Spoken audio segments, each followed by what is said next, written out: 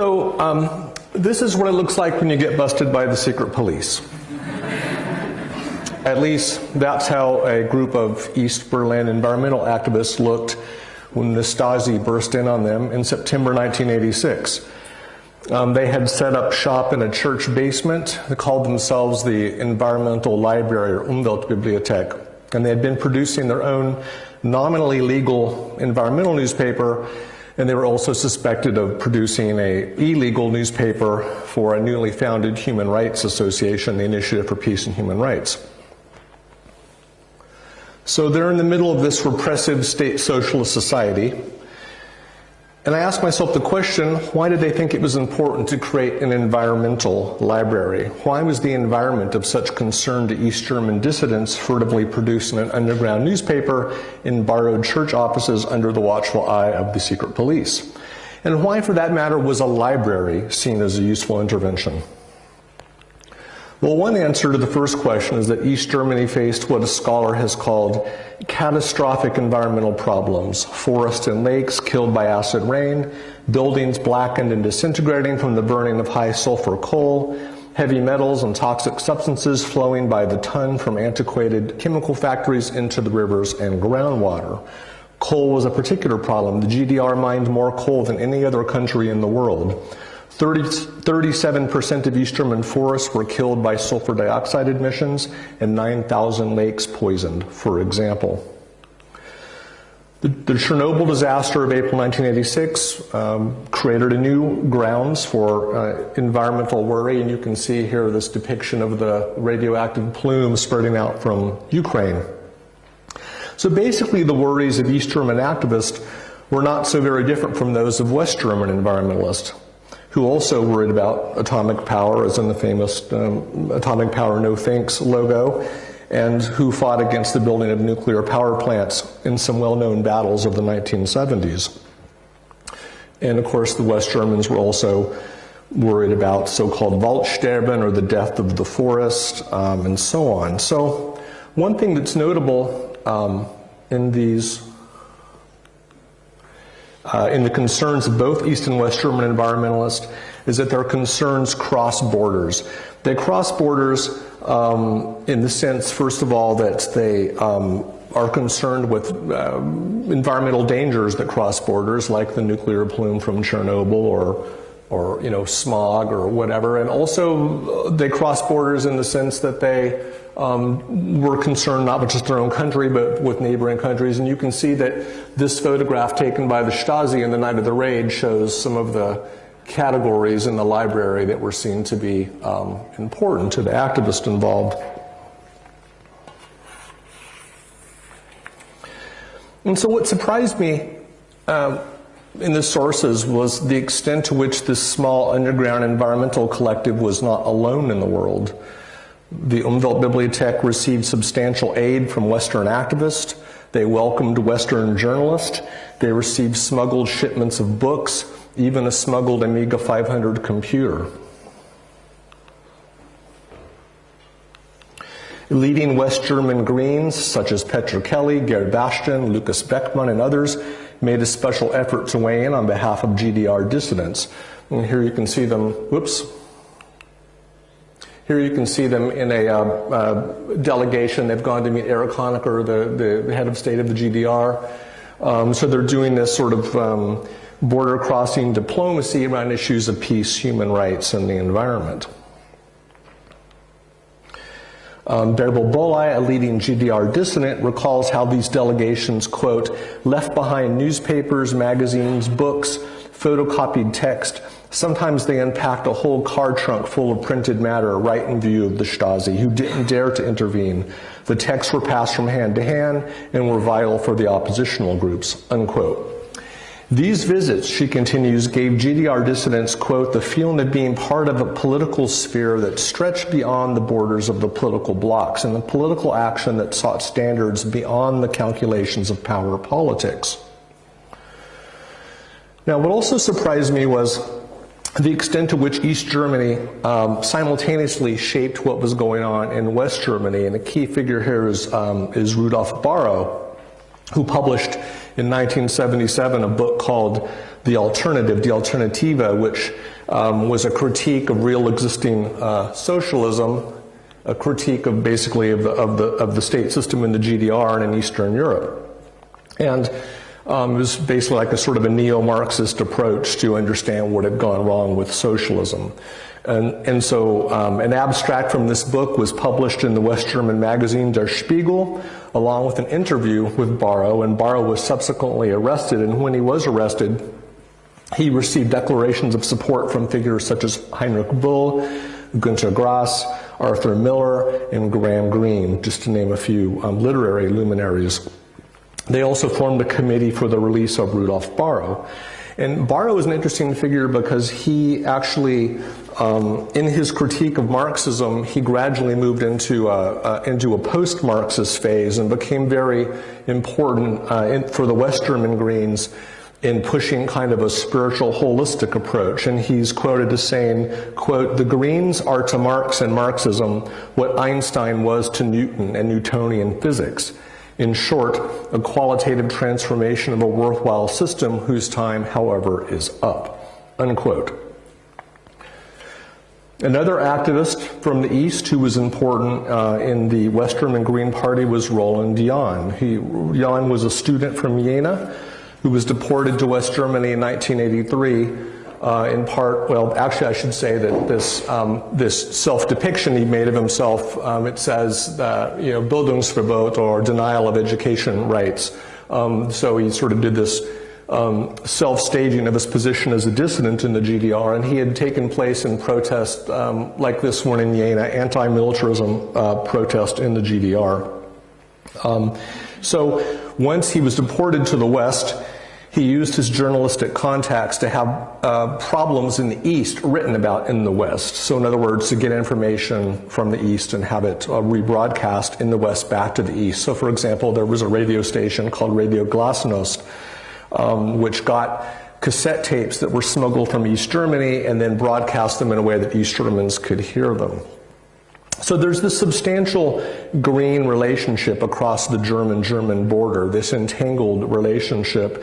And it's a relationship in which green was not defined solely in terms of environmental issues, but more broadly in terms of peace, social justice, and human rights. And in addition to that, there was a strong German-American relationship, a transatlantic relationship. Germans were influenced by the American Civil Rights Movement, the women's movement, by American principles of nonviolence and tactics of direct action. Simultaneously, the Greens' charismatic leader, early leader Petra Kelly, had a very strong relationship to the United States. She had sort of one foot on each continent in a way. She, along with Gert Bastian and Rudolf Baro, for example, toured the United States in September and October of 1983, speaking around the country, and they received write-ups in diverse locations such as the LA Times, Vanity Fair, and the left-wing journal Radical America. And even as this relationship is being forged, Americans are looking at West Germany as a model, and a key figure here is Charlene Spretnak, who wrote one of the earliest important takes on the West German Greens. She was one of the founders of the U.S. Green Movement, which gets started with the so-called Committees of Correspondence in the mid-1980s. And her 1986 book closely examined the West German Greens with an eye toward developing a similar organization in the U.S. And she divided the Greens in this book into 4 categories. These were there's a picture of her book, Die Grünen, and that's the German version. It came out in England, in English first. So she divides the Greens, the West German Greens, into 4 categories. The so-called visionary holistic Greens, which would include Kelly and especially Baro.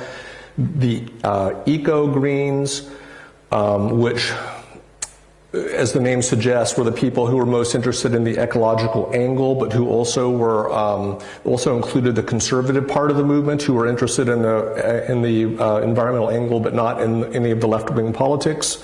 The peace movement Greens, self-explanatory category, and also the radical left or Marxist Greens, many of whom came from the communist splinter groups, especially in Hamburg.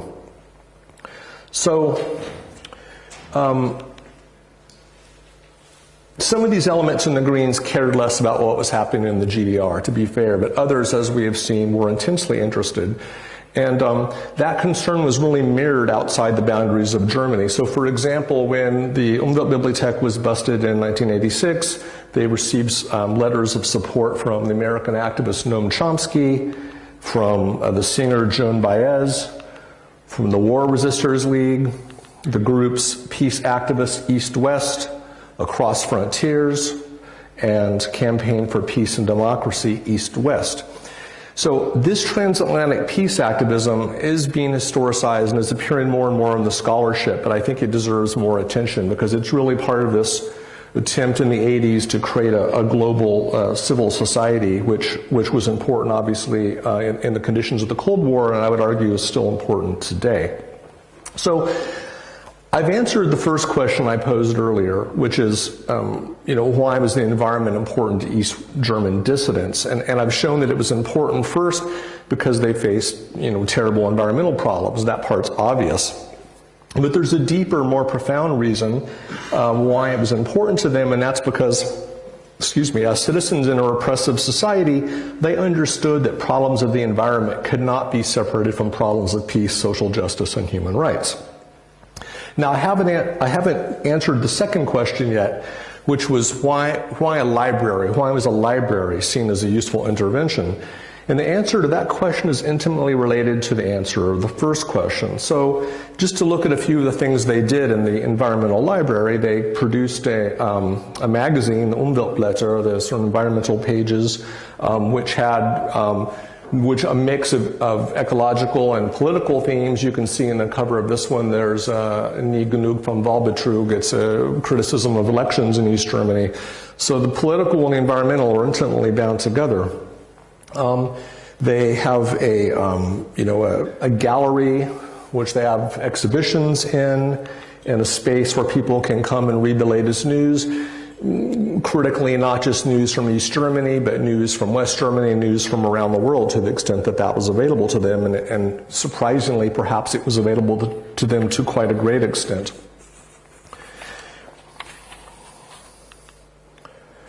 And they also, of course, had their own printing press, and this is a key line of continuity with earlier radical movements in the 60s and 70s, the possession of the cultural means of production and the cultural politics and the politics of knowledge. And central here was being able to create and propagate your own knowledge, right? So for them, the environment was a category that was bound up, as I mentioned earlier, with issues of war and peace, and for that reason, it was connected with the question of truth, right? That is, the possibility of asserting truth in the face of a totalizing regime like the East German regime. And we have to keep in mind that the response of the East German regime to environmental problems was to deny their existence altogether. The government classified all environmental data in 1982 and stonewalled any and all attempts to get specific information about these problems. So for activists to challenge the wall of silence around environmental problems was thus not only to challenge the regime's monopoly on truth, but to challenge its very legitimacy. In the West, in West Germany, and more broadly, truth was also an issue. We see this today. But it was a question of asserting truth under capitalism against economic interests and against interests of the national security regime and the war-making state. So now today there's no more state socialism, but there's still